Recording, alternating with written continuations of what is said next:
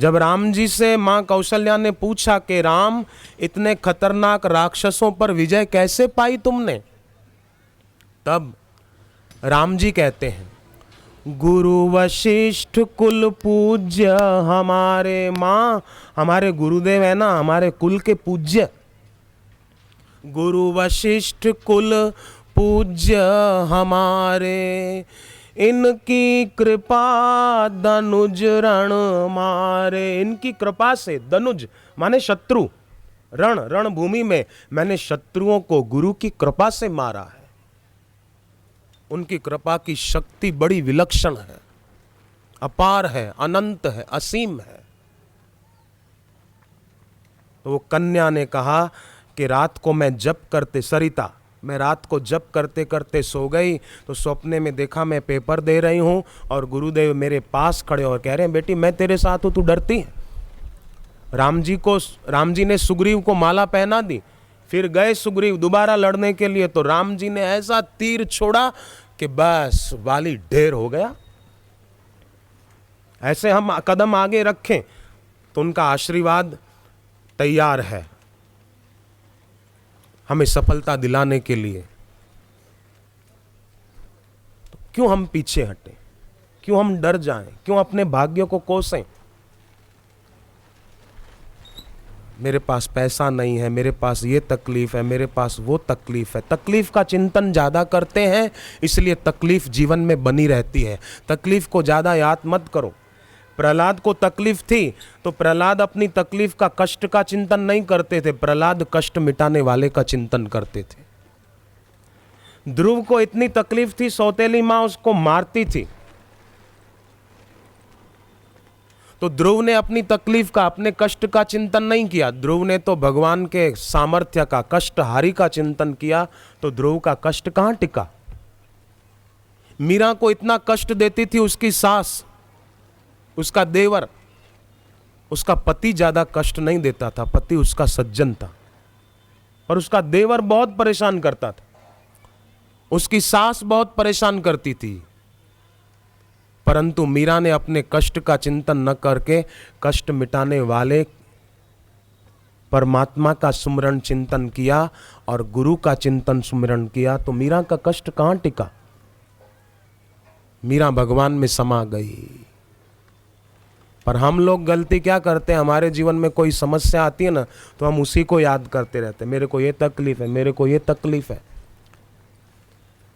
एक संत कहा करते थे कि जब परमात्मा ने जीव को संसार में भेजना चाहा तब जीव ने भगवान से कहा कि प्रभु आपकी माया बड़ी प्रबल है, उसमें फंसकर मैं आपको भूल जाऊंगा, इसलिए मुझे संसार में मत भेजो। तो भगवान ने कहा तू चिंता मत कर, मैं तुझे संसार में भेज रहा हूं, पर तेरे साथ दुख की पुड़िया भी एक भेज रहा हूं। जब जब तू मेरे को भूलेगा तो वो दुख की पुड़िया खुल जाएगी, माने तेरे जीवन में दुखद परिस्थिति आएगी, तब तू दुखी मत होना। जब जब दुख आए तो दुखी मत होना, ये सोचना कि मैंने तुझे याद किया है, उस समय तू भी मुझे याद करेगा तो मेरा एक नाम दुखहारी है, मैं तेरे दुखों का हरण कर लूंगा।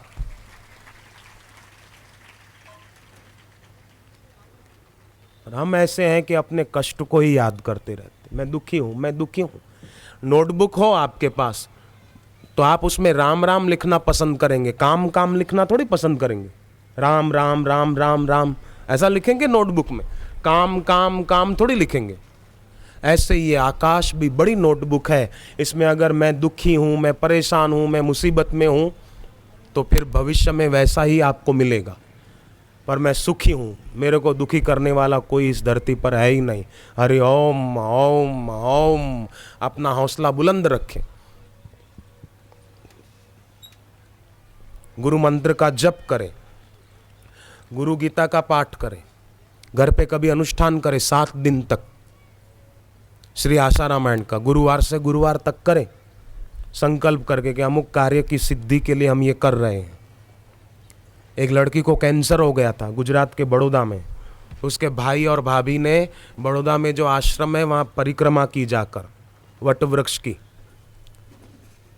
अपने आश्रमों में वट वृक्ष होता है, वहाँ गुरुदेव ने शक्तिपात किया होता है, कोटा के आश्रम में है। वहाँ लोग परिक्रमा करते हैं तो उनकी मनोकामनाएं पूरी होती हैं।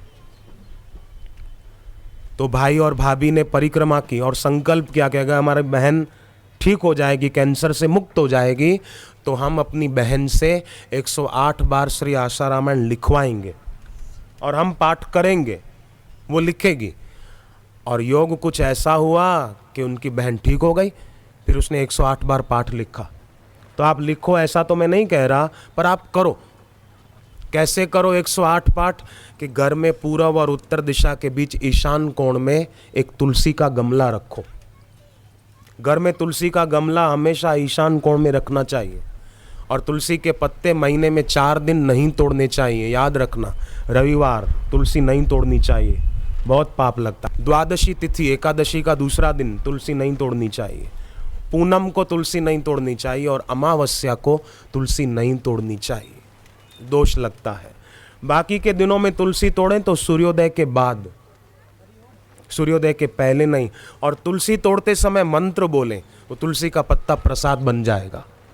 महाप्रसाद जननी, महाप्रसाद जननी। तुलसी तोड़ते समय बोला जाता है महाप्रसाद जननी, महाप्रसाद जननी। सर्व सौभाग्यवर्धिनी, सर्व सौभाग्यवर्धिनी।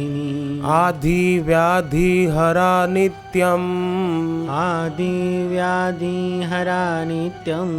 तुलसी त्वं नमोस्तुते, तुलसी त्वं नमोस्तुते।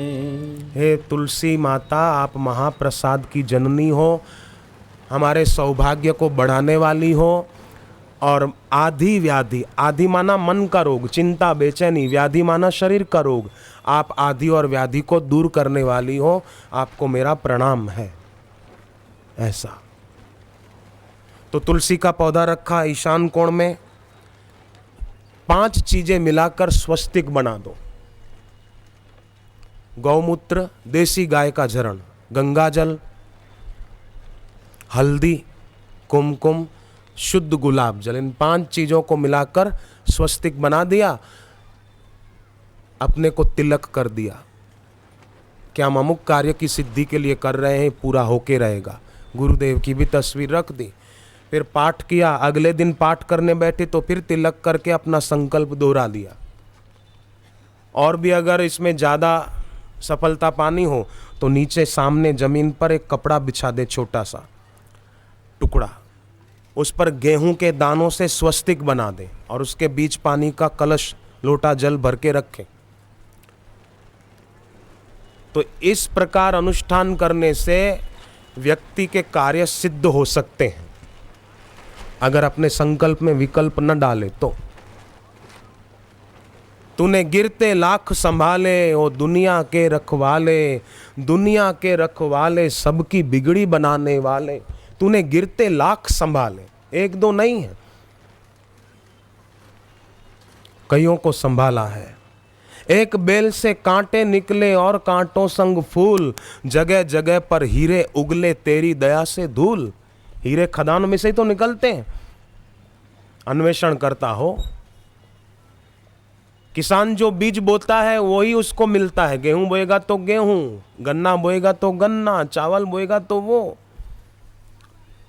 परंतु अन्वेषण करता धरती में से सोना भी खोज निकालते हैं। ऐसे ही किए हुए कर्म का फल आदमी को मिलता है। जैसा कर्म करो ऐसा फल मिले। पर भक्ति की ये महिमा है कि भगवान गुरु अपनी तरफ से दे देते हैं। और वो जब अपनी तरफ से देते हैं तो फिर तो कहना ही क्या। तो हम अपनी तरफ से ना मांगे, हे भगवान ऐसा हो जाए, हे गुरु जी ऐसा हो जाए, जरा ये हो जाए, जरा ये हो जाए। जो लोग भगवान को और गुरु को ऐसा बोलते हैं ना, जरा ये कर दो प्रभु, जरा ये हो जाए, मानो वो ऐसा मानते हैं कि भगवान को कुछ पता ही नहीं है।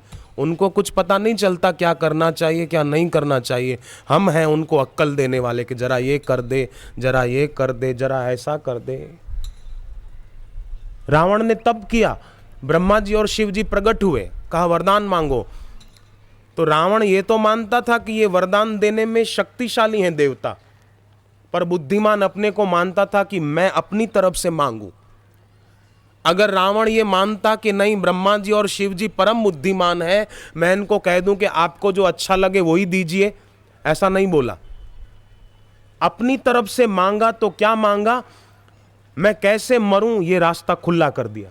हम काहू के मर ही न मारे, रावण ने मांगा मैं किसी के मारने से मरूं नहीं, पर केवल वानर मनुज दो ही रण मारे, या तो बंदर मारे या तो मनुष्य मारे। और रावण सोचता था वानरों को तो हम मार के खा जाएंगे, अपने राक्षसों को फेंक देंगे वो खा लेंगे, और मानव की क्या ताकत, हमारे सामने उसकी दाल गले। इसलिए उसने ये विकल्प रख दिया, वानर मनुज दो ही रण मारे। शिव जी ने कहा एवं अस्तु। शिव जी गए, पार्वती जी ने पूछा कि आपके भक्त रावण ने क्या मांगा। हम बोले उसको भक्त कहें कि कम भक्त कहें ये सोचना पड़ेगा। बोले क्या मांगा उसने। शिव जी ने कहा कि उसकी मौत कैसे होगी ऐसा उसने मांग लिया। तो भगवान ने मनुज अवतार लेकर उसको मार डाला। निराकार नराकार होकर आए और रावण को मार डाला। तो भाई व्यक्ति अपने को न माने कि आई एम समथिंग, मैं कुछ हूं, नहीं, मेरा मुझ में कुछ नहीं, जो कुछ है सो तेरा, जो होगा उनकी कृपा से होगा। मैं अपनी तरफ से पुरुषार्थ करूं, मैं अपनी लाठी लगाऊं, पर मेरी लाठी से गोवर्धन टिका है ये मैं न सोचूं, ये तो आपकी कृपा से टिका है। ऐसा भाव जब मन में होता है ना तो व्यक्ति उलझनों को मिटा देता है। उसे अपना बना करके उलझन को मिटा देना। सुबह उठे ना नींद में से तो शांत बैठे और प्रार्थना करें, हे गुरुदेव आप मेरे अपने हैं, बाकी सब दुनिया के झूठे सपने हैं, मेरा आप में मन लग जाए बस। हे प्रभु मेरे जीवन में अमुक कष्ट है, पर गुरुदेव मुझे कष्ट सहन करने की शक्ति देना है। भगवान, हे नाथ, हे प्रभु मुझे कष्ट सहन करने की शक्ति देना। अगर कष्ट सहन करने की शक्ति नहीं देनी है दाता, तो इतनी कृपा करना कि सुख के प्रलोभन से रहित करके मुझे अपने चरणों की भक्ति देना। ये प्रार्थना करें, फिर देखो वो अपनी तरफ से क्या देते हैं। एक राजा थे, वो राजा मंदिर जा रहे थे, तो रास्ते में फूल बेचने वाली एक महिला बैठी थी। राजा ने मंत्री को कहा फूल ले लो, पूजा करने जा रहे हैं, तो ले ली माला। फिर आगे गए, एक दूसरी मालिन भी बैठी थी, उसने भी कहा राजा साहब हार हार हार लेते जाओ, तो उससे भी ले लिया। जब लौटे राजा मंदिर से पूजा करके, तो एक मालिन से पूछा कितने पैसे हार के हुए। अब मालिन ने सोचा कि हार के तो 4 आने हुए, पर राजा है, 10 रुपए मांग लिए। राजा ने कहा दे दो। दूसरी मालिन से पूछा कि हार के कितने पैसे हुए, तो उसने हाथ जोड़े और कहा कि आप तो हमारे राजा साहब हैं और हम तो प्रजा हैं, आपने हमारा हार स्वीकार कर लिया। राजा साहब ये आपकी बड़ी मेहरबानी, पैसे आपसे मैं पैसे लूं? नहीं नहीं नहीं, आपने बड़ी कृपा की जो हार स्वीकार कर लिया। राजा बड़े खुश हुए, ये भी चाहती तो 4 आने के 10 रुपए मांग सकती थी, पर इसका राजा के प्रति समर्पण है, आदर है। राजा गए महल में, मंत्री को कहा कि उस मालिन को और उसके बेटे को बुलवाया जाए। बुलवाया गया, मालिन तो थर थर कांपने लगी कि क्या गलती हो गई। राजा ने कहा कोई गलती नहीं हुई माता जी, पर आपने फूल माला दी और बदले में कुछ नहीं मांगा, तो हम आप पर बहुत प्रसन्न हैं। आप एक काम करो, हम राज्य की ओर से आपको और ज़मीन देते हैं, आप और पौधे उगाओ, फूल उगाओ और खूब कमाओ, और आपके बेटे को हम हमारे महल में अच्छे पद पर नौकरी के लिए रख देते हैं, उसको भी पगार मिलेगा, आपको भी ज़मीन ज़्यादा मिल गई, खूब करो, खूब फलो फूलो। अब उसने अपनी तरफ से मांग की तो 10 रुपए मिले, और उसने अपनी तरफ से कोई मांग नहीं रखी तो राजा ने खुश होकर कितना कुछ दे दिया। तो कुछ चाहने से कुछ मिलता है, कुछ नहीं चाहने से सब कुछ मिल जाता है। इतना तो फिल्म वाले भी गा लेते हैं, एक तू ना मिला सारी दुनिया मिली भी तो क्या है, इतना तो वो भी गा लेते हैं। तो हम फिर मेरे को ये मिल जाए, मेरे को ये मिल जाए, नहीं नहीं, एक तुम ही आधार सद्गुरु, एक तुम ही आधार, एक तुम्ही आधार सद्गुरु, एक तुम्ही आधार। जब तक मिलो ना तुम जीवन में, जब तक मिलो ना तुम जीवन में, शांति कहाँ मिल सकती मन में, शांति कहाँ मिल सकती मन में। खोज फिरे संसार सद्गुरु, खोज फिरे संसार सद्गुरु, एक तुम्ही आधार, एक तुम्ही आधार सद्गुरु, एक तुम्ही आधार। कितना भी हो तैरणहारा, कितना भी हो तैरणहारा, लिया न जब तक शरण सहारा, लिया न जब तक शरण सहारा। हो न सका वो पार सद्गुरु, हो न सका वो पार सद्गुरु, एक तुम्ही आधार, एक तुम्ही आधार सद्गुरु, एक तुम्ही आधार। हे प्रभु तुम ही विविध रूपों में, हे प्रभु तुम ही विविध रूपों में। एक सज्जन इलाहाबाद से आए अहमदाबाद गुरु पूनम के पर्व पर, अहमदाबाद बापूजी के दर्शन करने। ट्रेन में से उनकी पत्नी, 60 साल उनकी उम्र, वृद्ध शरीर, पत्नी सामान दे रही थी, इतने में गाड़ी चल पड़ी। तो उनकी पत्नी, बूढ़ा शरीर, 60 साल की उम्र, पैर फिसल गया और गई नीचे पटरियों की ओर। दुबला शरीर, उनके पति के दिल से पुकार निकली, गुरुदेव गुरुदेव गुरुदेव। अचानक कोई सफेद कपड़ों में आया हुआ दिखा और उनकी पत्नी का हाथ पकड़ के पति के हाथ में दे दिया और पति देव धन्यवाद दे, इतने में तो वो गायब, अदृश्य हो गए। कौन थे, कहां से आए, पता नहीं। हे प्रभु तुम ही विविध रूपों में, हे प्रभु तुम ही विविध रूपों में। हमें बचाते दुख कूपों से, हमें बचाते दुख कूपों से। मध्य प्रदेश और छत्तीसगढ़ की बॉर्डर पर अनूपपुर शहर है, नाम सुना है? अनूपपुर एक शहर है छत्तीसगढ़ और एमपी की सीमा पर। वहां एक बच्चा 3 साल का घर के आंगन में खेल रहा था। खेलते खेलते कुएं में जा गिरा। बाप खेत में थे, मां रसोई घर में थी। किसी ने ध्यान नहीं दिया, पर फिर भी कोई है जो सबको देख रहा है।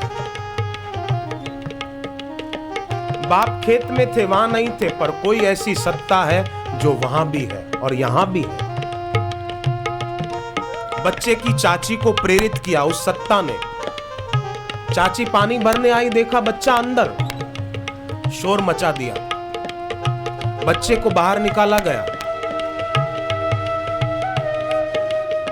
बच्चे को पूछा गया कि बेटा कितनी देर से अंदर गिरे थे? बच्चा बोला कि चाची ने देखा उसके पहले काफी देर से गिरा था। तो बेटा तुम डूबे नहीं, पानी तो गहरा है कुएं में। बच्चे ने गले में बापूजी के चित्र वाला लॉकेट पहना हुआ था, वो हाथ में पकड़कर बोला कि ये जो मेरे साथ थे, इन्होंने मुझे डूबने नहीं दिया, इन्होंने बचाया है। और वो बच्चा आज 7 साल का हो चुका। हे प्रभु तुम ही विविध रूपों में, हे प्रभु तुम ही विविध रूपों में। हमें बचाते दुख कूपों से, हमें बचाते दुख कूपों से। हे मेरे सरकार सद्गुरु, हे मेरे सरकार सद्गुरु, एक तुम्ही आधार, एक तुम्ही आधार सद्गुरु, एक तुम्ही आधार।